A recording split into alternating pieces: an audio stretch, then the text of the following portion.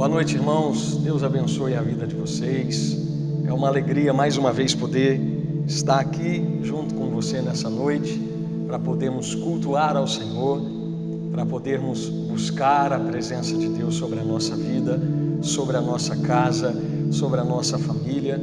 E isso é algo que nós precisamos tanto, principalmente nesses dias onde a nossa fé tem sido tão desafiada, e nós precisamos realmente buscar ao Senhor para que nesse tempo de crise nós não entremos em crise, porque nós estamos em Cristo.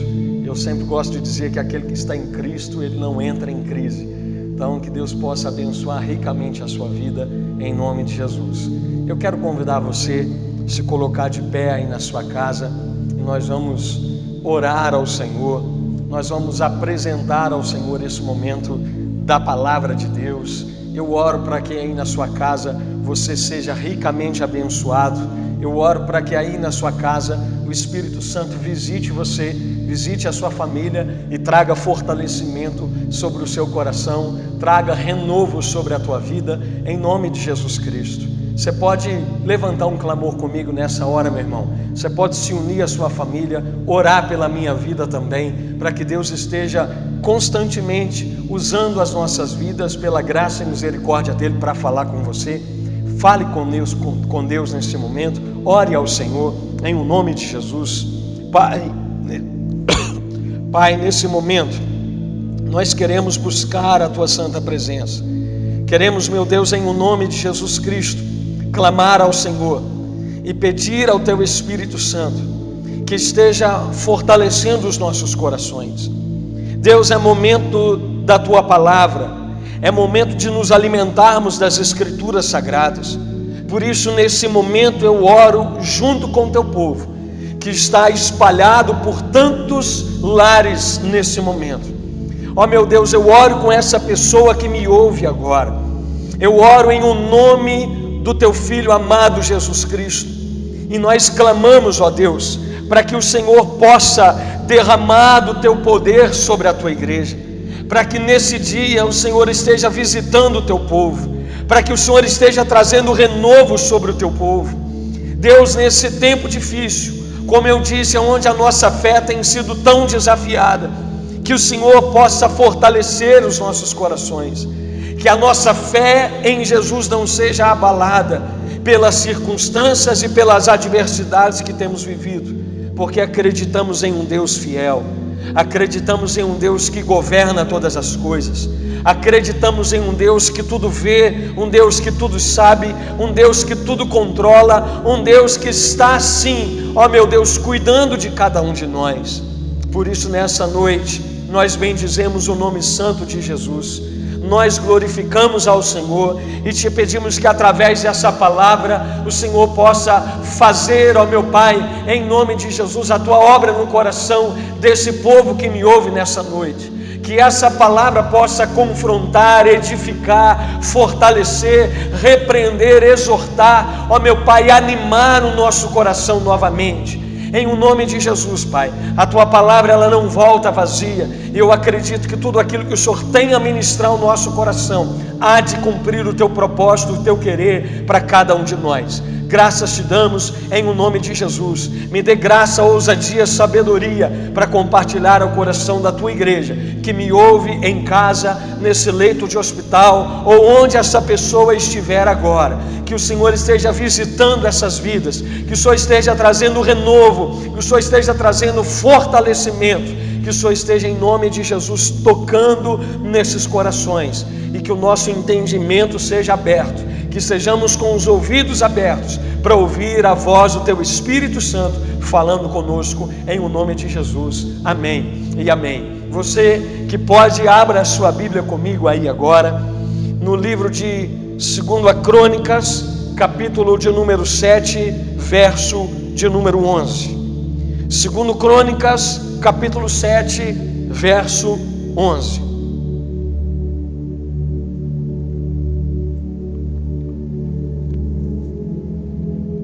Segundo Crônicas, capítulo 7, verso 11. A Bíblia diz assim: Assim, Salomão acabou a casa do Senhor e a casa do rei. Tudo quanto Salomão intentou fazer na casa do Senhor e na sua casa, prosperamente o efetuou. De noite apareceu o Senhor a Salomão e lhe disse: ouvi a tua oração e escolhi para mim esse lugar para a casa do sacrifício. Se eu cerrar os céus de modo que não haja chuva, ou se ordenar aos gafanhotos que consumam a terra, ou se enviar a peste entre o meu povo, se o meu povo, que se chama pelo meu nome, se humilhar e orar e me buscar, e se converter dos seus maus caminhos, então eu ouvirei dos céus, perdoarei os seus pecados e sararei a sua terra. Estarão abertos os meus olhos e atentos os meus ouvidos à oração que se fizer nesse lugar, porque escolhi e santifiquei essa casa para que nela esteja o meu nome perpetuamente. Nela estarão fixos os meus olhos e o meu coração todos os dias. Quanto a ti, se andares diante de mim como andou Davi teu pai, e fizeres segundo tudo que te ordenei, e guardares os meus estatutos e os meus juízos, também confirmarei o trono do teu reino, segundo a aliança que fiz com Davi teu pai, dizendo: não te faltará sucessor que domine em Israel. Somente até aí, pode se assentar. Se você quiser deixar a sua Bíblia aberta, fique à vontade. Querido, eu quero nessa noite falar com você sobre algo muito importante que Deus colocou no meu coração.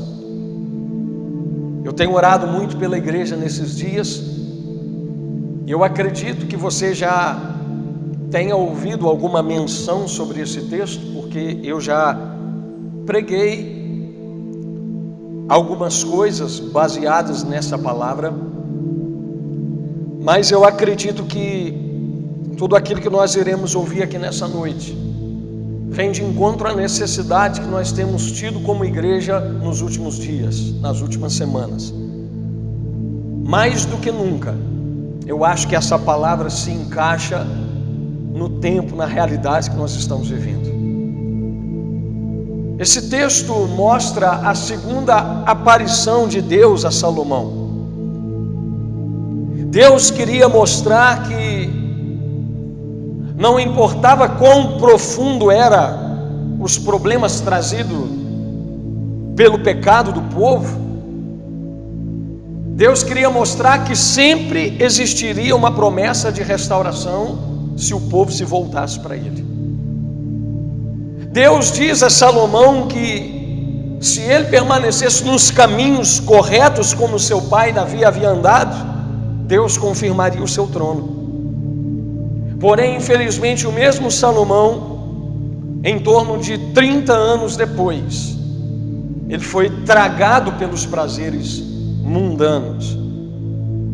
Salomão foi influenciado por suas muitas mulheres, encheu Jerusalém de ídolos, e por causa disso ele levou destruição ao próprio trono e de toda a descendência.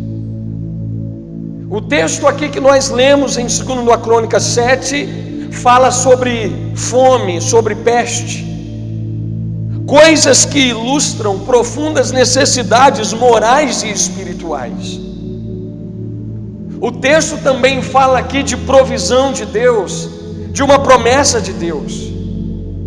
Deus está dizendo que se o povo se voltasse para Ele, Deus mudaria a sorte do seu povo, eles seriam sarados, os ouvidos de Deus estariam atentos, abertos para o clamor daquele povo, e os olhos de Deus também estariam atentos sobre eles.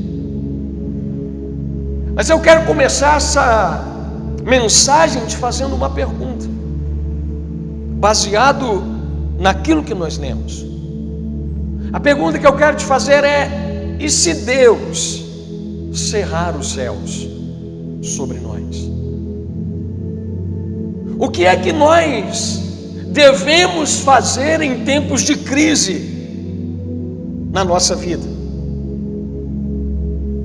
Eu quero começar, meu irmão, essa reflexão te dizendo que em tempos de crise, um povo precisa se levantar. A Bíblia está dizendo, e Deus ele fala conosco aqui: se o meu povo. Existe um povo capaz de mudar o rumo da nação. Pastor, que povo é esse? O povo de Deus. Você pode dizer amém comigo? Porém, Deus, querido, aqui nesse texto, Ele deixa um se antes de todas as coisas. Se o meu povo. Entende-se que o povo pode até ser de Deus, mas Deus ele só vai agir se o seu povo pedir a intervenção de Deus sobre nós. A pergunta que eu te faço é: será que nós de fato desejamos a intervenção de Deus? Eu sinto dizer que talvez para uma grande maioria não. Porque se nós desejássemos, nós estaríamos fazendo alguma coisa para mudar, e eu me refiro espiritualmente. Estaríamos orando mais, estaríamos aproveitando, gastando nosso tempo com coisas úteis e necessárias e importantes, e não perderíamos o nosso tempo com tantas coisas desnecessárias.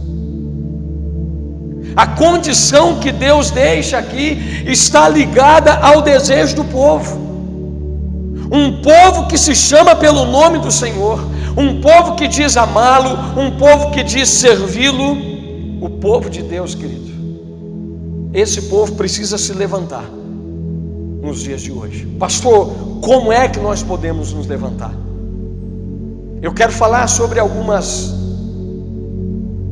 atitudes importantes que nós precisamos ter em tempos de crise, baseado no texto de 2 Crônicas 7 que nós lemos. Em primeiro lugar, em tempos de crise, nós precisamos aprender a nos humilhar. Diga comigo, humilhar. Tiago capítulo 4, do verso 8 ao 10, a Bíblia diz: chegai-vos a Deus e Ele se chegará a vós. Alimpai as mãos, pecadores, e vós de duplo ânimo, purificai os corações.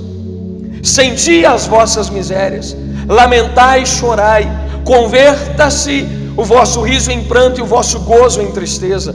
Humilhai-vos perante o Senhor, e Ele vos exaltará.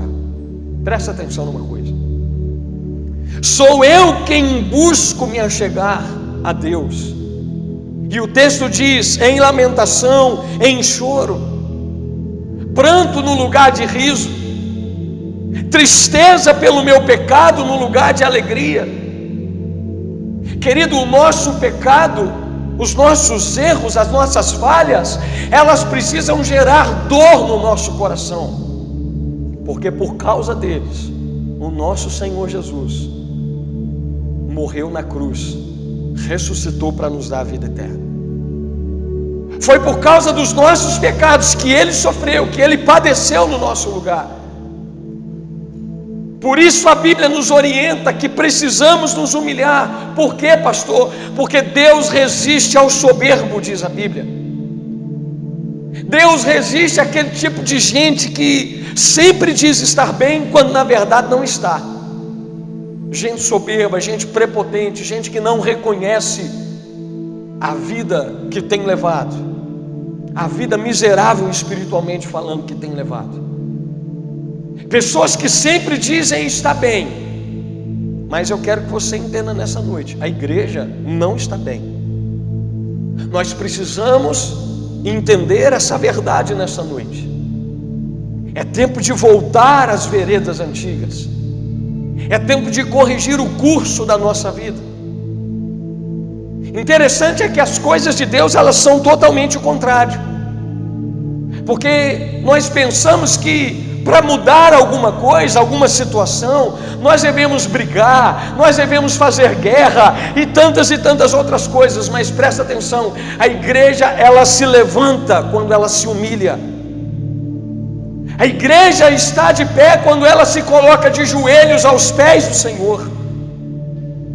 Entenda, meu irmão, que a humilhação ante a poderosa mão de Deus é o caminho para a restauração, tanto nossa quanto de uma nação inteira.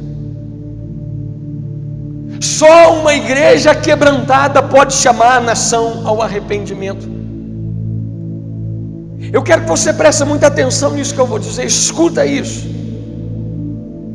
Deus, Ele não irá restaurar a nação antes de restaurar a igreja.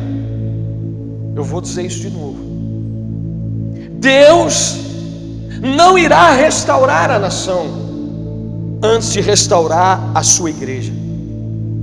Por que o senhor diz isso, pastor? Porque o juízo começa primeiro pela casa de Deus. A restauração, ela começa em nós. E através de nós, o Senhor vai alcançar a humanidade. Através do seu povo, que quando se entrega a Ele se torna sal da terra e luz do mundo. É através de nós que a luz de Cristo vai brilhar a toda a humanidade. Então, querido, começa em nós primeiro. 1 Pedro 5,6, a Bíblia diz: humilhai-vos, pois debaixo da potente mão de Deus, para que a seu tempo Ele vos exalte. A questão não é se humilhar um dia, a questão é você viver todos os dias na dependência de Deus.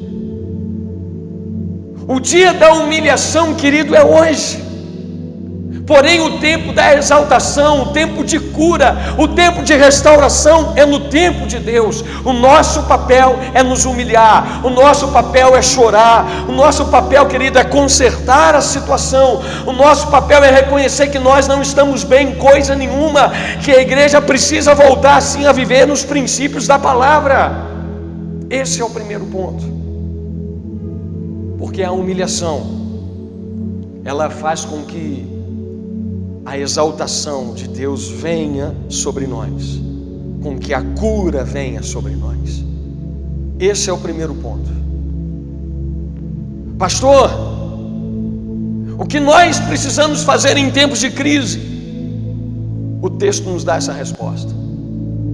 Em tempos de crise, em tempo de pestes, em tempo de tantas coisas ruins, nós devemos, em segundo lugar, orar e buscar a Deus. Mateus capítulo 7, verso 8, a Bíblia diz que aquele que pede, aquele que busca, aquele que bate, aquele que pede, recebe, aquele que busca, encontra, e aquele que bate, abrir-se-vos-á. Nós precisamos orar e buscar a Deus. Eu falei um pouco disso a semana passada e hoje eu quero reforçar isso novamente. Por quê, pastor? Porque não existe outro caminho para a igreja a não ser o caminho da humilhação e o caminho da oração. Nós devemos dedicar tempo em oração para vermos as coisas acontecerem na nossa nação, querido. Nós vivemos debaixo de tanta ansiedade, de tanto estresse, de tanto medo. Sabe por quê? Porque nós não oramos como deveríamos orar. Jesus, em Mateus capítulo 6, Ele primeiro ensinou os discípulos a orar, e depois Ele olhou para os discípulos e disse assim: por que vocês andeis? Por que andeis tão ansiosos? Era como se Jesus estava dizendo assim para eles: por que vocês andam tão ansiosos, mesmo depois de terem aprendido a orar? Eu acabei de ensinar vocês. A oração, querido, ela destrói a ansiedade. A oração muda qualquer quadro. Os dias são maus. Nós não sabemos o que nos aguarda, mas nós podemos aprender a descansar em Deus por meio da oração, ou viver uma vida ansiosa acerca do dia de amanhã. É você quem escolhe. Precisamos construir uma vida de oração, uma vida de relacionamento com Deus, porque essa é a intenção da oração: construir uma comunhão com o Pai. Oração não é repetição. Oração também não é somente petição. O texto diz: orar e me buscar. Isso mostra que nós precisamos insistir até encontrar aquilo que nós estamos buscando. Eu entendi esse texto lendo também um outro texto, quando o salmista diz, no Salmo 27:4, e ele diz assim: uma coisa eu peço ao Senhor e a buscarei. O salmista, ele pede ali que ele pudesse viver todos os dias na casa de Deus, mas ele também diz assim para Deus: eu buscarei. Ou seja, Deus, me ajude a me manter na tua presença, mas eu também buscarei com todas as minhas forças, eu me esforçarei para que isso também aconteça, porque a responsabilidade não é só de Deus. Nós precisamos, querido, pedir a Deus, clamar a Deus e buscar. O texto diz: se o meu povo orar e me buscar, eu ouvirei, perdoarei, sararei a terra. Escuta uma coisa, querido, eu oro para que Deus sare a terra, mas eu também preciso buscar me comportar de maneira diferente para que isso aconteça. Eu oro pela cura de Deus, eu oro pela restauração de Deus na nossa nação, na nossa cidade, mas eu também preciso buscar viver, querido, me comportar de uma maneira que agrade a Deus, para que essa transformação sobre a nação venha, antes de vir sobre eles, que venha sobre nós. Não basta só orar, é preciso ter mudanças de atitudes. Eu quero te desafiar, você entrar no seu tempo de secreto com Deus, você levantar um clamor ao Senhor, repreenda assim os demônios, repreenda o mal, mas escute uma coisa, mude o seu comportamento também. Nós temos vivido dias difíceis na nação, muita luta, muitos ataques sobre nós, sobre os nossos governantes também. E até sobre isso a Bíblia nos orienta, que precisamos orar pelas autoridades. Isso é uma ordenança, querido. 1 Timóteo 2, verso 1, na NBV, a Bíblia diz assim: estas são as minhas instruções, orem muito pelos outros, suplique a misericórdia de Deus sobre eles, dê graças por tudo quanto Ele fizer por eles. Ore dessa forma pelos reis e por todos os outros que têm autoridade sobre nós, ou que ocupem cargos de alta responsabilidade, a fim de que possamos viver em paz e tranquilidade, gastando o nosso tempo em viver piedosamente e pensar muito a respeito do Senhor. Essa é a ordenança da Bíblia Sagrada para nós. Quanto tempo eu e você temos separado para orar pelos nossos governantes nesses dias?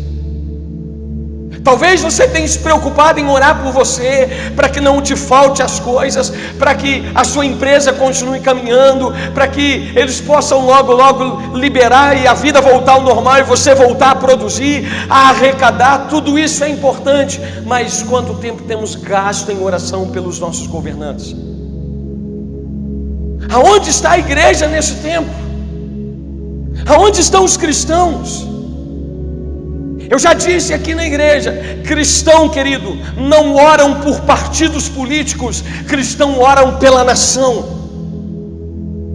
Orai pelos governantes. A Bíblia está dizendo, suplique misericórdia de Deus pela vida deles, seja de qual partido ele for. Nós precisamos aprender a aplicar isso. E na verdade o problema é que nós já deveríamos estar orando dessa forma. Eu sempre falo isso aqui na igreja. Eu já ministrei sobre isso aqui na igreja várias vezes, inclusive esses dias atrás. Nós vencemos a tempestade na calmaria dos montes. É no tempo de bonança, é no tempo de tranquilidade que nós precisamos orar. Não importa se você gosta ou não do presidente, não importa se você gosta ou não do prefeito da sua cidade, você mora no país, no Brasil, você mora aí na sua cidade, independente de qual seja, esses são os governantes que Deus nos deu. Agora é momento de orar por eles, para que Deus possa ter misericórdia deles, para que Deus possa dar sabedoria a eles, para que Deus possa dar graça, autoridade. Eu fico pensando, imagine o que vai acontecer se o governo não der certo, querido. E tem gente que torce para não dar. Duro isso. Eu gosto até de dizer que os brasileiros, torcendo pelo fracasso do governo, se assemelham a passageiros de um avião em pleno voo, torcendo pelo fracasso do piloto. É a mesma coisa. Tanta gente nesse dia torcendo contra o governo. Eu não estou aqui para defender nada, eu só estou querendo dizer para você que agora essas pessoas estão no governo. Nós precisamos orar por elas como igreja. Parar de discutir se nós concordamos ou não com tudo aquilo que é feito. A nossa responsabilidade como povo de Deus é orar mais. Nós deveríamos orar mais.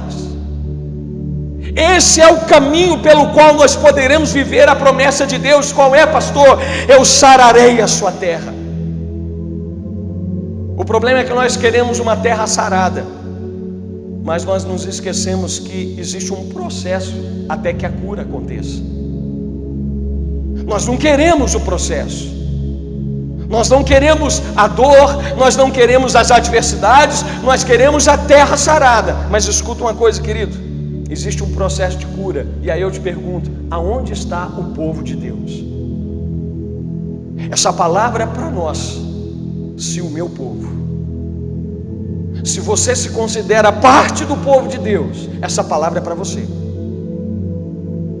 Pastor, por que o senhor fala tanto de oração? A Bíblia fala tanto de oração. Para que orar constantemente? Porque as lutas são constantes, querido. Eu não sei você, mas como nesses dias o inimigo tem tentado tirar minha paz, tem tentado tirar minha alegria. Pastor, o que o senhor faz? O senhor vai lá para o Google e digita lá como vencer as lutas? Não. Pastor, como é que o senhor faz? Eu faço minhas vigílias de oração da mesma forma. Eu vou ler a Bíblia, eu leio livros sobre oração, eu leio e ouço e busco coisas que trarão fortalecimento para a minha alma, para o meu coração.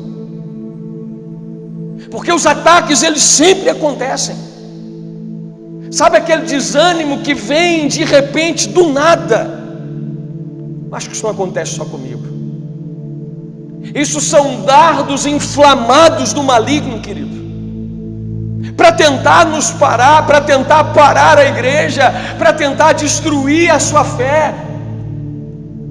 Eu tenho andado preocupado com toda a igreja, de modo em geral, porque infelizmente nesses dias, às vezes conversando com um e com outro, a gente percebe o quanto algumas pessoas já estão desanimando na fé, já estão abandonando o tempo de oração. O período que nós mais temos tempo para orar é o que nós menos temos orado, porque tantas outras coisas têm tomado o lugar de Deus.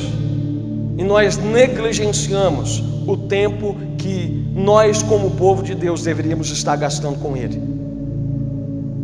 Isso sempre aconteceu, querido. Essas perseguições, cabe a nós saber lidar com elas, como os nossos irmãos no passado lidavam. A Bíblia mostra que depois do martírio de Estevão, os crentes que foram dispersos por causa da tribulação se espalharam por vários lugares, e a Bíblia diz que as boas novas chegaram àquele território por causa do vento da perseguição.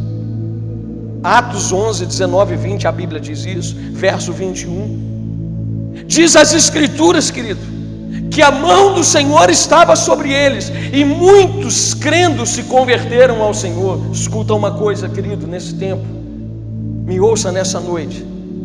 Eu creio que apesar de tudo que nós estamos vivendo, a mão do Senhor está sobre nós.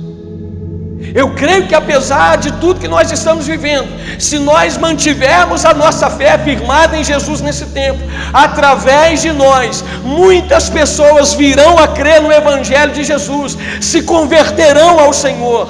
Esse é o propósito das perseguições. Ao invés de nos parar, elas precisam nos impulsionar para ganharmos cada vez mais almas para Cristo, através do nosso testemunho.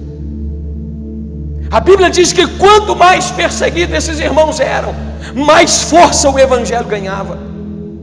Porque eu gosto de dizer que a perseguição, ela não destrói a semente do Evangelho, ela espalha ainda mais. Nós precisamos orar, querido. Precisamos reconhecer quão fracos nós somos sem Deus. Porque eu gosto de dizer que é o reconhecimento da nossa fragilidade que nos impulsiona a orar. Quem pensa que é muito forte, ele não precisa de orar. Quem pensa que está muito bem, esse tipo de gente não precisa orar.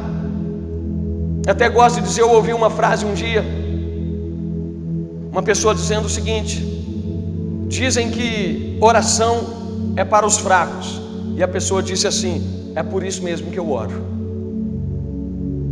Nós somos fracos e precisamos reconhecer a nossa fragilidade para que construamos uma vida de oração. A restauração, querido, divina, ela vem do céu sobre uma igreja que ora, que busca. A oração, ela abre o caminho da cura. A oração abre o caminho do avivamento, da restauração sobre nós e sobre a nação. Querido, se você for estudar, eu sempre falo, os avivamentos, eles sempre foram precedidos por grandes períodos de oração. O problema é que, se nós formos observar, e eu desafio você a fazer isso, passe um prumo nas suas orações, e você vai ver que a maioria das nossas orações, o conteúdo da maioria das nossas orações é: Deus, me dê. Deus, abençoa a minha casa. Deus, abençoa o meu trabalho. Deus, abençoa a minha família. Deus, me dê aquilo que eu estou precisando. Pai, supre a minha necessidade.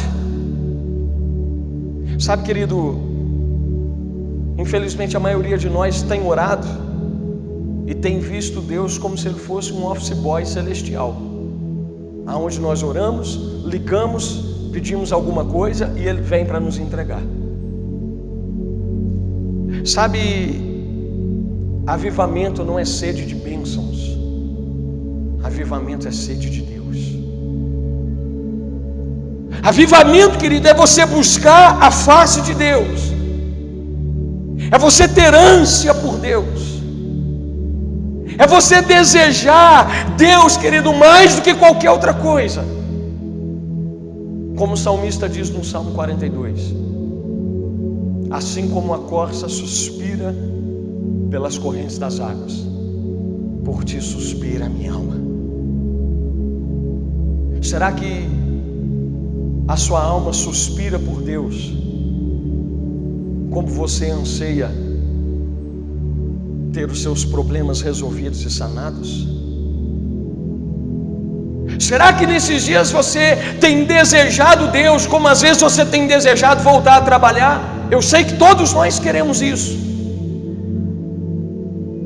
Eu sei que todos nós queremos voltar a ter a nossa vida ao normal, mas será que o nosso desejo por Deus é tão intenso quanto o desejo que nós temos de todas as outras coisas?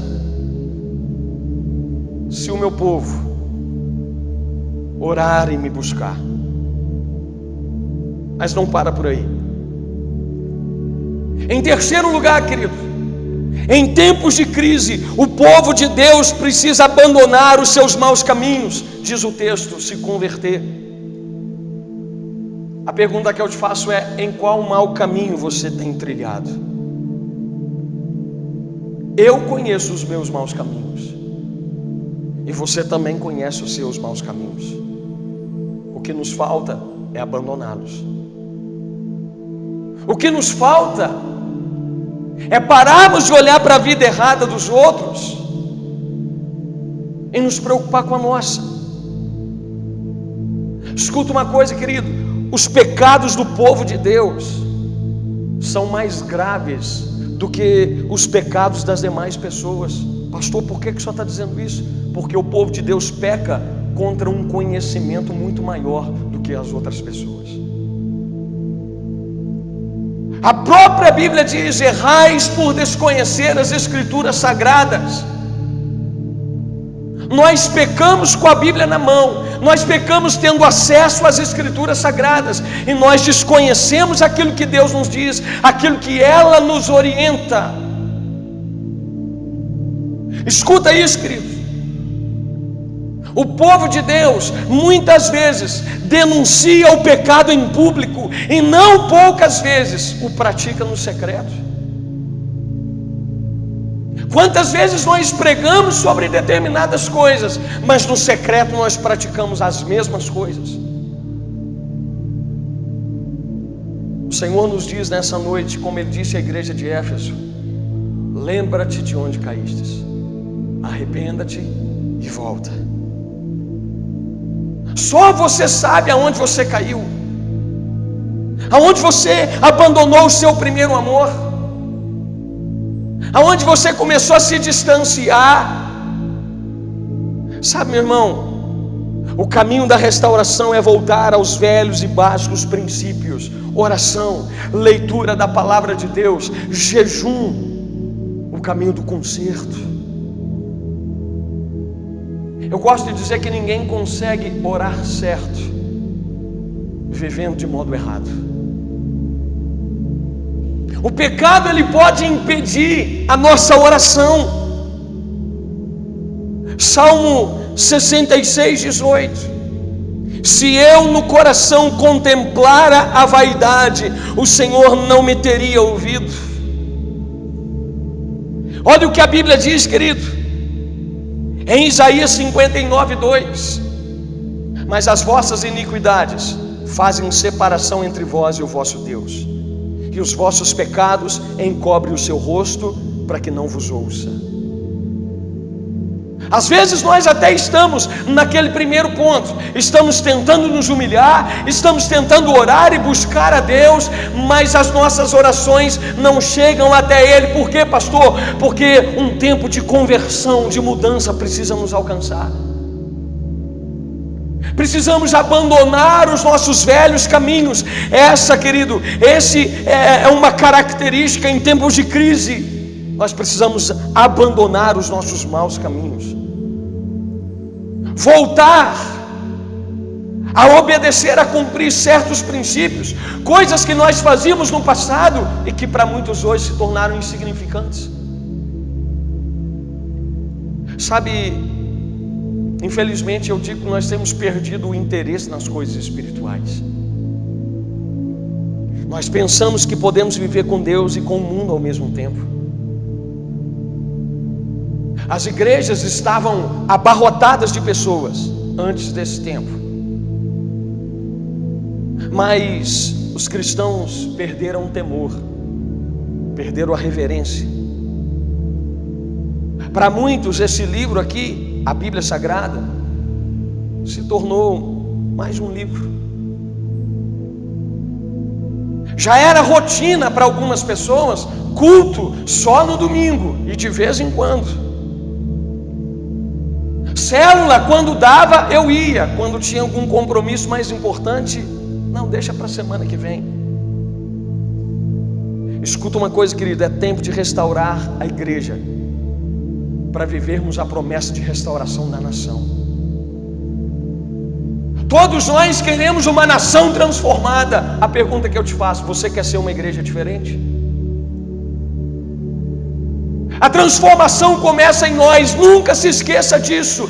Deus não irá restaurar a nação antes de restaurar a sua igreja. A promessa já nos fora feita: ouvirei, perdoarei, sararei a sua terra. Mas a igreja, se o meu povo que se chama pelo meu nome, se o meu povo se humilhar, orar e me buscar e se converter, querido, o altar da igreja está caído. Antes de esperar uma mudança na nação, por que não começar em nós? Sabe, irmão, a nação, ela começa a ser restaurada, sabe aonde? Dentro da minha casa.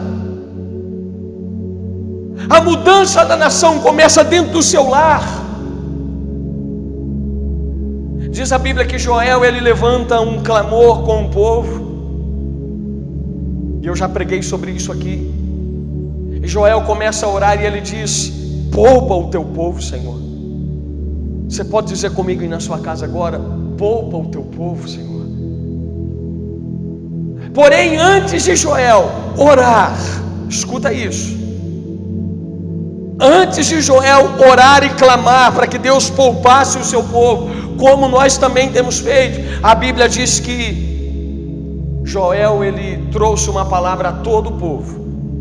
E ele diz ao povo: convertei-vos ao Senhor de todo o coração, com jejum, com choro, com pranto, e rasgai o vosso coração, e não as vossas vestes.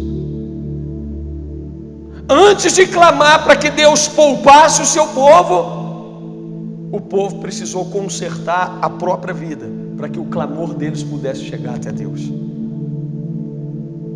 Querido, o caminho hoje continua igual, o caminho é o mesmo, a porta é estreita.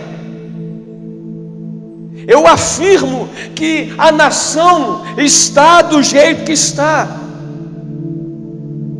porque tem pecado no meio do povo de Deus que precisa ser confessado. Não é por culpa do presidente, por culpa somente de muitos governantes que passaram, não. Na verdade, nós temos vivido uma crise de homens e mulheres que amam a Deus acima de tudo e que vivam para a sua glória, que vivam para a sua vontade. Eu afirmo para você que a crise, antes de estar lá fora, está aqui dentro da igreja.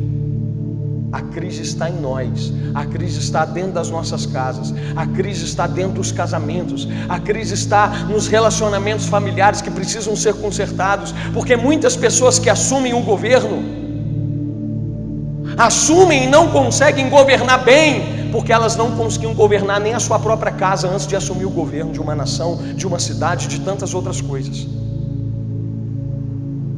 Nós precisamos entender que as melhorias, a transformação precisa acontecer em nós.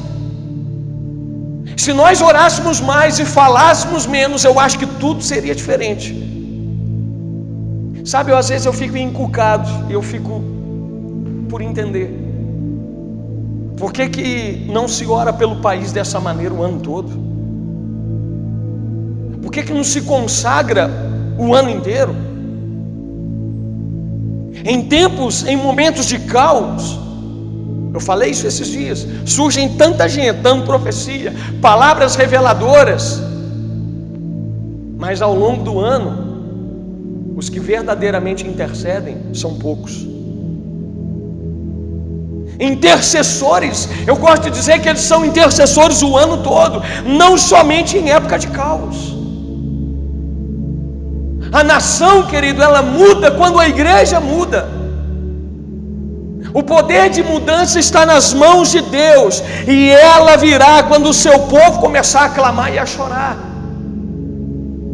Escuta uma coisa, você que me ouve aí na sua casa, o futuro da nossa cidade, o futuro de Pains, o futuro da cidade que você mora, você que me ouve aí, o futuro da nossa nação está nos joelhos da igreja. Nós precisamos, querido, a responsabilidade de viver o evangelho da igreja, porque o mundo não conhece a Cristo, muito menos a sua palavra. Agora, triste isso que eu vou dizer, porque se nem a igreja evangélica anseia em conhecer as Escrituras, que dirá as pessoas que estão lá fora?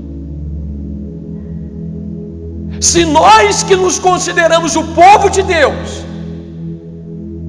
desconhecemos as Escrituras, o que há de esperar do mundo que não tem contato nenhum com a Bíblia? Há quem diga que a Bíblia que o mundo lê somos nós. Nós somos o povo de Deus. A responsabilidade é nossa. Eu dizia alguns dias atrás com alguns irmãos que a moda do lenço precisa voltar, do joelho no chão, da face no pó. Nós não precisamos ter lenço ungido por ninguém, nós não precisamos comprar lenço ungido de ninguém que é vendido aí na televisão. Nós precisamos, querido, ungir o nosso lenço com as nossas próprias lágrimas. Eu me lembro de quando eu me converti, há quase 20 anos atrás, eu levava um lencinho para todos os cultos na igreja, porque eu sabia que eu ia chorar. E falava o nome de Jesus, eu já ficava todo emocionado. Hoje, infelizmente, uma grande parte das pessoas nem a Bíblia traz para a igreja. É triste isso. E aí eu te pergunto, que mudança nós podemos esperar em uma nação aonde a Bíblia é desvalorizada pelo próprio povo de Deus? Sabe, querido, a corrupção ela está instalada em nós. A corrupção está instalada dentro de muitas igrejas. Pastores se vendendo. Eu converso com muitas pessoas, eu atendo muitas pessoas aqui. E vez por outra passa alguém aqui no meu gabinete pastoral conversando comigo, falando coisas que outros pastores haviam mandado ele fazer, vendendo bênçãos, vendendo amuletos, pregando um evangelho falso.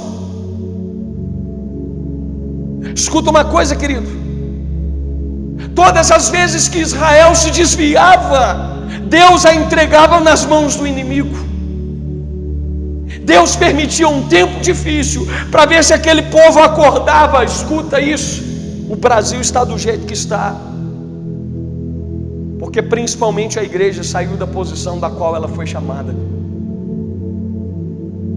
Será que nós não estamos na verdade sendo tratados por Deus?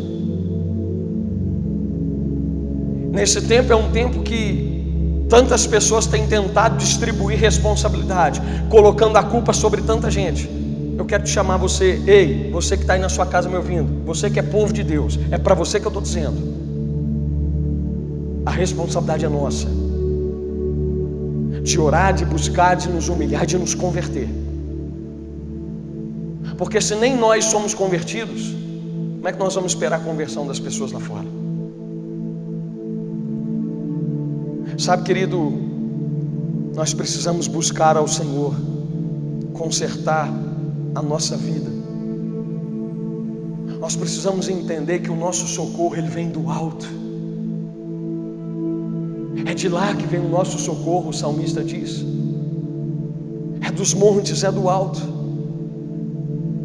Eu gosto muito de um texto que está em Josué 10, quando a Bíblia diz que Josué, ele socorreu a cidade de Gibeon. Deus deu uma palavra para Josué, dizendo que já tinha entregado os inimigos nas mãos dele. E no verso 11 a Bíblia diz que Deus ele mandou uma chuva de pedra do céu, que matou mais do que as espadas dos israelitas. Pastor, por que o senhor está dizendo isso? Porque o nosso socorro vem do alto. Quando não existe possibilidade humana de nós vencermos aqui, Deus é capaz de mandar uma chuva de pedra, uma chuva de bênção, uma chuva de glória. Deus é capaz de mandar chuva de provisão. Deus é capaz de mandar chuva de milagre. Deus é capaz de fazer o impossível para mostrar para nós que quando o seu povo clama por Ele, Ele envia o socorro do alto para nós. Sabe, querido, se Deus permitir a falta de chuvas, a destruição, a fome, se Deus permitir a peste, a mudança ela virá através da oração, da humilhação e do arrependimento. Sabe, às vezes eu fico me perguntando por que é tão difícil enxergar isso. Se a Bíblia nos orienta em tantos textos a vivermos uma vida de comunhão com Deus. Jesus ele alertou Pedro. E ele falou para Pedro: Pedro, não podeis vigiar uma hora comigo? Pedro, querido, não ouviu. E a Bíblia diz em poucos versos depois, no capítulo 26 de Mateus, que Pedro negou a Jesus. Escuta uma coisa, você que me ouve aí na sua casa, abre bem os seus ouvidos. É tempo de vigiarmos e orarmos, porque vem lutas pela frente. E se nós não estivermos firmados em Jesus, muitos de nós poderemos negá-lo também. Por que não dizer nesse tempo, como eu disse no início da mensagem, eu tenho conversado com pessoas e como eu tenho visto o pessimismo das pessoas, a fé fraca de muitos de nós. Pessoas que já entregaram os pontos, pessoas que não oram mais, pessoas que já não têm mais vida com Deus, somente porque não estamos nos reunindo aqui como igreja. A oração do povo, querido, é o princípio da mudança. Não é só a oração do pastor, se o meu povo. Sabe, eu gosto de dizer que um pastor não muda o mundo sozinho. Na verdade, o Evangelho de Jesus que eu prego pode mudar pessoas, e pessoas mudadas pelo Evangelho mudam o mundo. É isso que acontece. Pode parecer besteira falar de mudar o mundo, mas nós podemos mudar a nossa cidade. Nós podemos viver um Evangelho verdadeiro, pregar um Evangelho verdadeiro com as nossas palavras e com a nossa vida. Sabe, querido, por que eu não desisto de pregar? Porque eu ainda tenho esperança de que existe um povo que vai se levantar. Eu tenho esperança de que existe um povo fiel, e é por esse povo que Deus vai manifestar a sua boa mão. Isaías 59:1, a Bíblia diz: os ouvidos do Senhor não estão tapados e nem as suas mãos encolhidas para que não possa salvar. Presta atenção nisso aqui. A Bíblia não diz que as mãos do Senhor estão encolhidas para que não possa abençoar. A Bíblia está dizendo para que não possa salvar. Por quê, pastor? Porque a igreja brasileira não precisa de bênção. Nós já temos a maior bênção, que é o privilégio de poder professar a nossa fé com toda a liberdade, e não temos usufruído dessa bênção. A igreja brasileira, querido, não precisa de bênção. O tempo de buscar bênção acabou. O tempo de querer o Jesus que dá as coisas acabou. De ir para a igreja para poder comprar milagre. Esse evangelho não sustenta a fé de ninguém. Hoje pela manhã eu me assentei com uma pessoa, conversei com uma pessoa, e eu falei justamente isso para ela. Falei: olha, quando a igreja voltar a se reunir, eu desafio você a voltar a participar conosco, a se aliançar com Cristo, a vir correndo para a igreja, não para dar o seu dinheiro para a igreja, não para poder comprar essa bênção que você está conversando comigo e está dizendo que precisa, mas porque você precisa de Cristo, você precisa ser salvo, você precisa ser livre da condenação eterna. Eu dizia para essa pessoa hoje pela manhã aqui no meu gabinete pastoral, eu falei para ela: olha, você pode nunca mais voltar aqui, mas eu quero ter a consciência tranquila de que eu falei com você tudo aquilo que você precisava ouvir. Eu não estou preocupado em você vir na igreja para aumentar o dízimo da igreja, para você trazer oferta para a igreja. Eu quero te dizer que você precisa, antes de qualquer outra coisa, entregar a sua vida para Jesus, para que a sua alma seja salva do fogo do inferno. Nós não precisamos de mensagens para nos dizer que nós somos preciosos, que nós somos amados, que nós somos escolhidos do Senhor, que Deus tem promessas para nós, que você é o filhinho queridinho de Deus. Não, querido, nós precisamos ouvir nesses dias que é tempo de chorar pelos pecados da nossa cidade, da nossa nação, dos nossos vizinhos. É tempo de humilhação para a igreja. Sabe, eu falo que é tanta corrente de oração que tem pela internet. Na verdade, o povo não ora coisa nenhuma.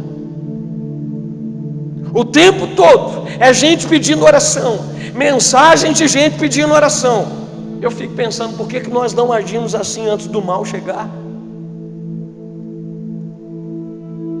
Sabe qual que é a triste realidade?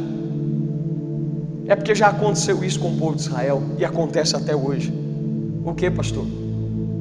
Daqui a pouco a vida vai voltar ao normal para todo mundo. E sabe o que vai acontecer com uma grande maioria?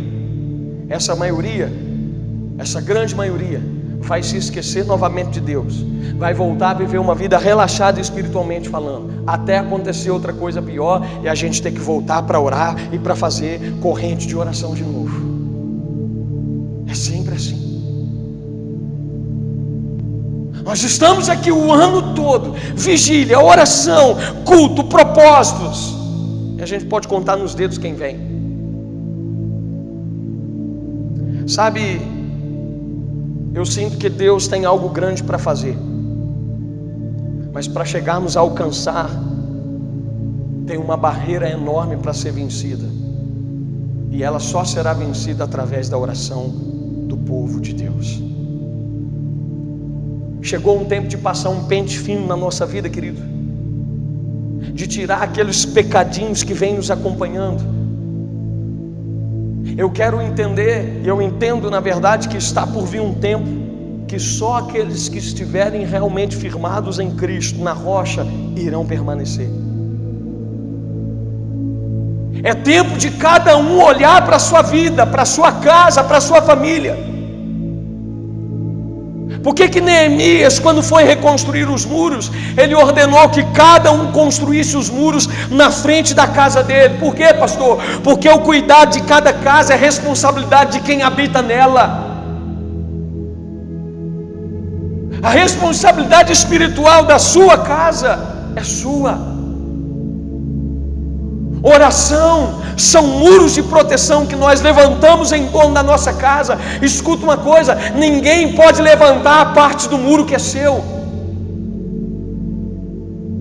Sabe, querido, Neemias, ele apenas despertou o povo ao trabalho de reconstrução, mas ele não podia fazer aquela obra sozinho. É o mesmo que eu estou fazendo aqui nessa noite. Eu quero despertar você para que você possa levantar os muros em torno da sua família, muros de oração. Sozinho eu não posso. É grande demais essa obra para mim. Os inimigos viriam atacar, e onde houvesse buracos ali naqueles muros, eles entrariam. E aí eu quero te dar um conselho, querido. Se você ama a sua família, eu vou te dar um conselho. Chegou o tempo de você levantar muros em torno dela. A responsabilidade de cuidar da sua família não é do seu pastor, é de cada um.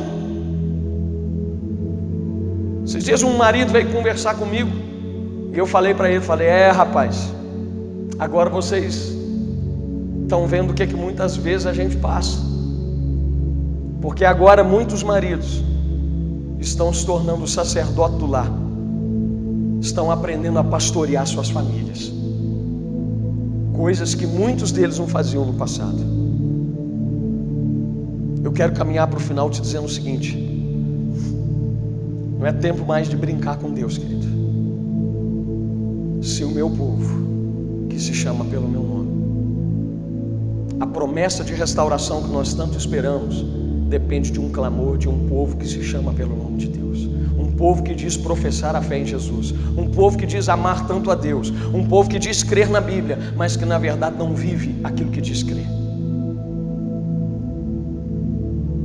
O conselho que eu te dou nessa noite é um conselho que a Bíblia diz: põe tua casa em ordem. Aqueles que têm ouvidos para ouvir, ouçam o que o Espírito diz à igreja. O meu papel como pastor é levar você a amar mais a Deus, a se tornar o povo de Deus. Se você espera, querido, um pastor diferente, eu sinto te dizer que eu não sou esse pastor. Com a graça de Deus, hoje eu orava, eu chorava na presença de Deus pela manhã, porque o meu coração dói ao ver o que tantas pessoas têm feito no nome de Jesus, mentindo, falsificando o Evangelho. E eu falava com Deus: Deus, que a tua graça me sustente, para que até o meu último segundo, meu último suspiro, eu possa pregar esses princípios que eu vou pregar hoje à noite para a tua igreja. Eu quero terminar, querido, te dizendo qual é o verdadeiro papel de um pastor. Há um tempo atrás, não me lembro se 1 ano e meio, 2 anos, ou um pouco mais, eu fiz a leitura de um texto aqui na igreja, no momento de uma mensagem que eu havia pregado, não me lembro o tema, e eu encontrei um texto lido por um outro pastor. Eu não sei de quem é esse texto, o autor do texto, mas se encaixa totalmente nisso que eu estou dizendo. Eu queria terminar lendo esse texto para você. O texto diz: desculpe-me, mas eu sou um péssimo pastor. Eu sou um péssimo pastor porque eu não vou mudar a minha voz para que você sinta segurança, achando que eu tenho alguma autoridade quando eu falar. Péssimo pastor porque eu não vou pensar por você para facilitar a sua jornada espiritual. Péssimo pastor, porque eu não vou falar mais alto do que você precisa para ouvir. Péssimo pastor, porque eu não vou lhe ensinar a determinar ou dar ordens ao pai como um filho mimado faz. Péssimo pastor, porque eu não vou lhe dizer que você é um vencedor quando a sua espiritualidade está falida. Péssimo pastor, porque eu não vou lhe ensinar a temer a Deus mais do que amá-lo. Péssimo pastor, porque eu não lhe direi que você é especial simplesmente por estar frequentando uma igreja. Péssimo pastor, porque eu não alimentarei o seu ego pregando somente as coisas que você gosta de ouvir. Péssimo pastor, porque eu não lhe ensinarei a ser próspero a qualquer custo enquanto o mundo morre de fome. Péssimo pastor, porque eu não lhe ensinarei a mover as mãos de Deus através de uma oferta sacrificial. Péssimo pastor, porque eu não lhe direi que Deus me revelou algo que não está no texto somente para fazer a mensagem melhor para você. Péssimo pastor, porque eu não lhe direi que você pode beber, se tatuar, ouvir músicas que não tocam na igreja somente para facilitar o meu pastoreio. Péssimo pastor, porque eu não vou lhe ensinar que a igreja de 4 paredes é a casa de Deus. Péssimo pastor, porque eu não vou lhe ensinar que se você entregar o seu dízimo, a sua responsabilidade com os necessitados estará cumprida. Péssimo pastor, porque eu não vou transformar a reunião do culto numa festa para que você fique atraído pelo ambiente. Péssimo pastor, porque eu não vou lhe ensinar a marchar por Jesus enquanto Ele quer que você marche pelo próximo. Péssimo pastor, porque eu não lhe darei uma lista do que pode e do que não pode, para você farisaicamente siga um mandamento no lugar de um Deus. Péssimo pastor, porque eu não lhe ensinarei que há um diabo maior do que a Bíblia diz, somente para você colocar em alguém a sua culpa. Péssimo pastor, porque eu não lhe ocultarei os meus erros, para você pensar que é liderado por alguém melhor que você. Péssimo pastor, porque eu não vou falar em nenhuma outra língua além da que você consegue compreender. Péssimo pastor, porque eu não lhe tratarei melhor por causa do carro que você anda, da roupa que você veste ou do dinheiro que você põe no gasofilaço. Dentre muitas outras coisas que poderia dizer, fique certo, eu sou um péssimo pastor. Eu termino fazendo dessas palavras as minhas palavras. Se ser um bom pastor é fazer o que está aqui, eu me considero um péssimo pastor. Os tempos são difíceis, e se realmente eu sou pastor, o meu papel é te instruir a buscar mais a Deus. O meu papel é levar você para mais perto de Deus. O meu discipulado com você é fazer com que você não siga a mim, mas que você siga a Cristo.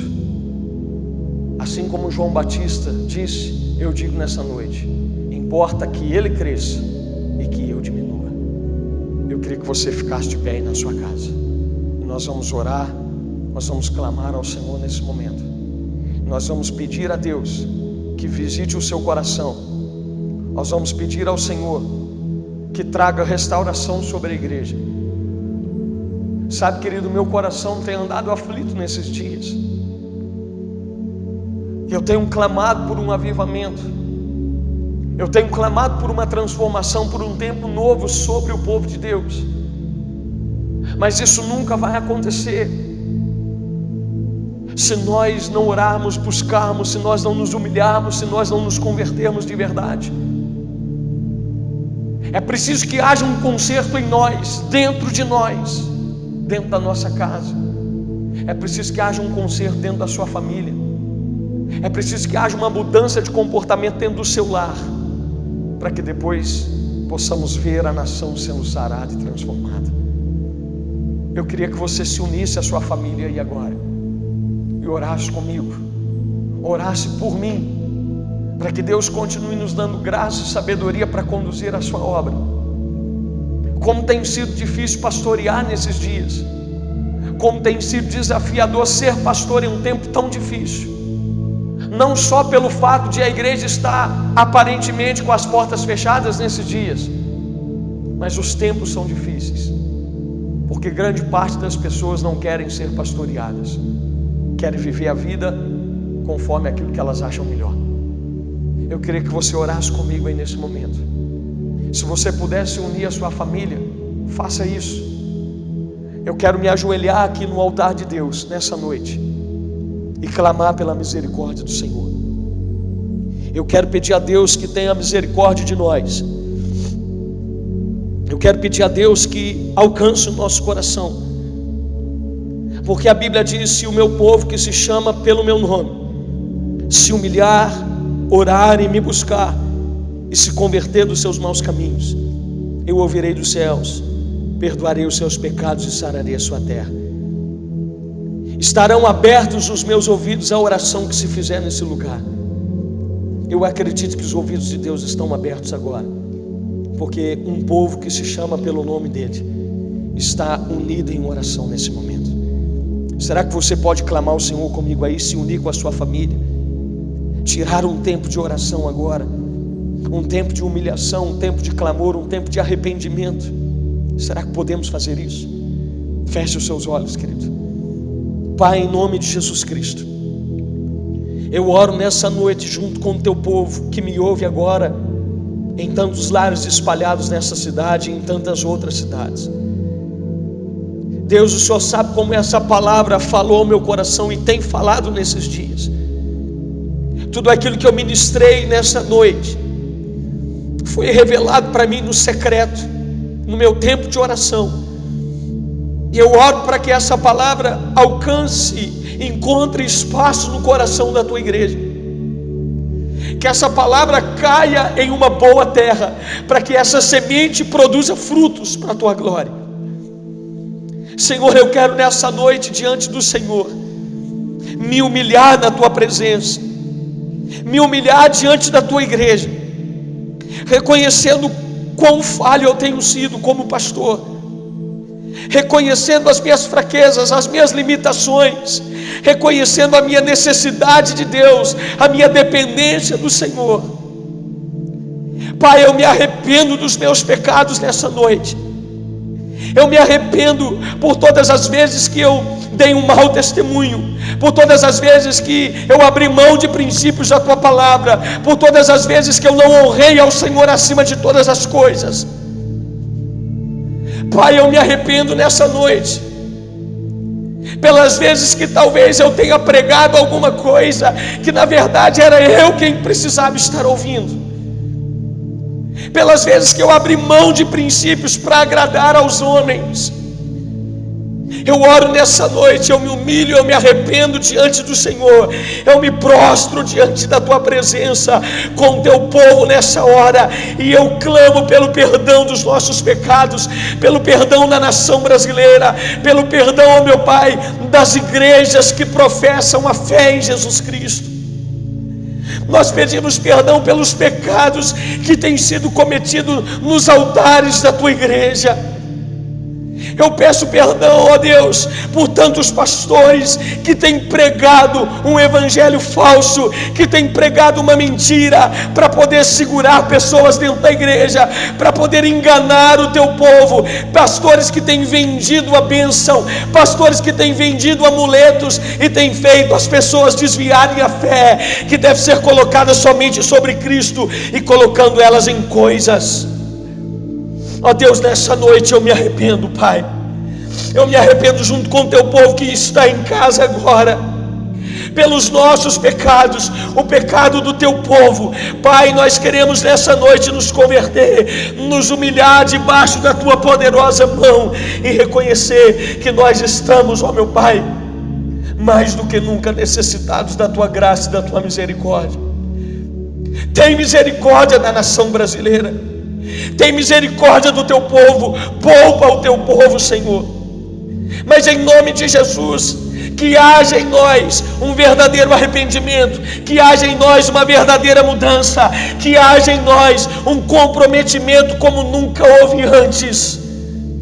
Porque se um povo que se chama pelo teu nome se humilhar, orar, o Senhor ouvirá, o Senhor sarará a nossa terra. Nós nos arrependemos nessa noite pelo mau testemunho que temos dado.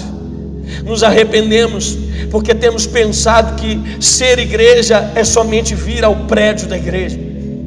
Nós temos pensado que servir a Deus não nos ensina que precisamos renunciar a algumas coisas.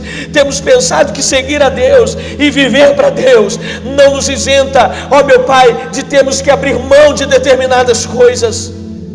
Senhor, em nome de Jesus Cristo, desperta o teu povo nesse tempo.